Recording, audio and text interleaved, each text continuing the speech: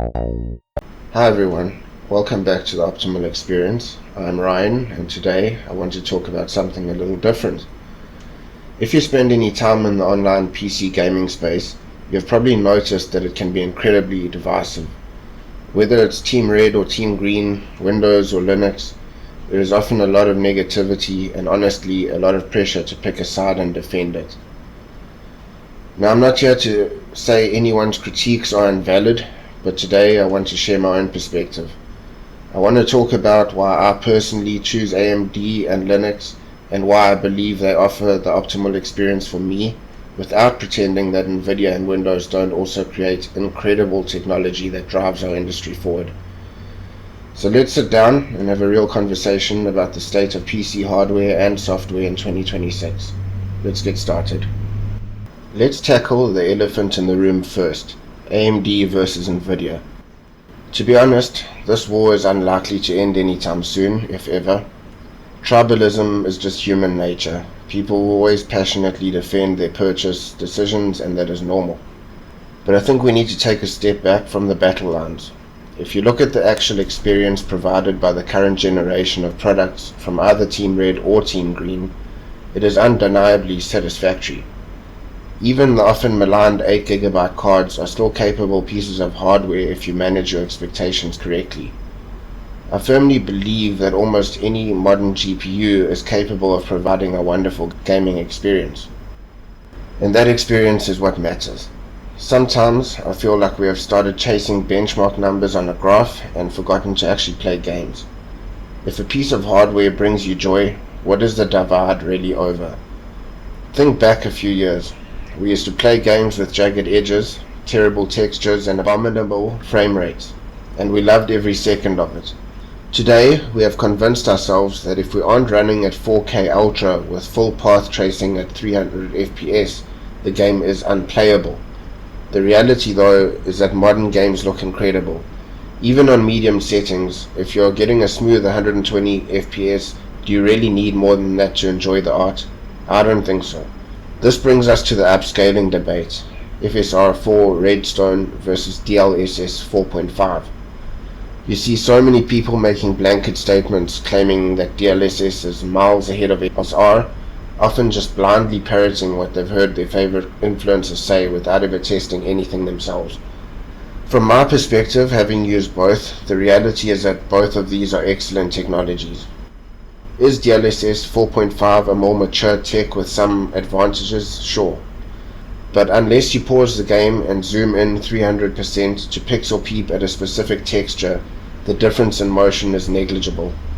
When you are actually playing in the heat of the moment, it is incredibly difficult to tell them apart.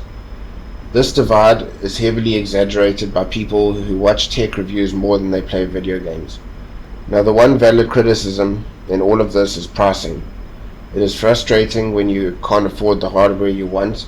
I've been there myself, but screaming into the void won't change how the market functions. Instead, look at the value over time. If you don't upgrade every single generation, and you calculate the cost of your GPU divided by the thousands of hours of entertainment it gives you, it's actually still a really great deal. My point is simple: don't let the negativity of the industry rob you of the joy of PC gaming. We should be celebrating the amazing performance we have access to, regardless of which logo is on the box. Next up, let's talk about the operating system war, Linux versus Windows. If the GPU war is a stalemate, this battle feels like it's only getting started. Let's be clear, Linux is easier to use today than it ever has been. The strides it has taken in gaming thanks to Valve, Proton, and the community are nothing short of extraordinary. We are playing games on day one that used to take years to port. That said, Windows still holds the advantage when it comes to pure plug-and-play user-friendliness and broad software compatibility. It is the default for a reason, and for most people, it works just fine. But personally, I gravitate towards Linux. To me, Windows has started to feel like a bloated operating system where I am a guest on my own computer. On Linux, I feel like I have actual control. Now, I know people hear Linux and think of a hacker in a dark room typing code, but the reality is that for 90% of what you do, web browsing, watching YouTube, listening to music, Linux is just as easy as Windows or even your smartphone. It is just a button that you click. Yes, there's a learning curve for more complex tasks, but that curve is not insurmountable, and you don't need to be a tech wizard to climb it. In fact, it's easier now than ever because of AI. If you run into an issue on Linux today, you don't have to scour obscure forums for hours. You can just ask an AI, and it'll guide you to the exact solution in seconds. The fear of Linux is largely a thing of the past, and there are pros and cons to both sides, but when you step back, both provide a solid experience. There's no need for a divide based on preference. My advice is experience both for yourself. Don't take my word for it, try them both and make a choice that offers your optimal experience. One final thought before I go. We talk a lot about bad communities, but a community is just made of people. If we want the PC space to be less toxic, it starts with us. If you see someone struggling with Linux or asking if their older AMD card is still good, don't mock them for not knowing the answer or not having the budget for the latest flagship. Help them. The best part of PC gaming used to be the shared passion. Let's bring that back.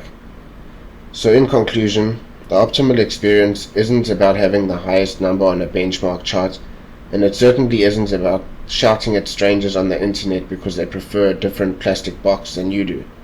It is about finding the hardware and software that works for you. It is about that moment when the frame counter disappears, the fan noise fades away, and you just get lost in the game.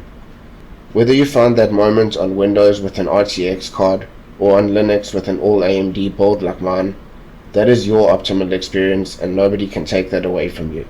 My advice is to ignore the noise. Enjoy your games and be positive about your experience. If you enjoyed this more conversational video and want to see more content like this in the future, please leave a like and subscribe. Take care, and I'll see you in the next one.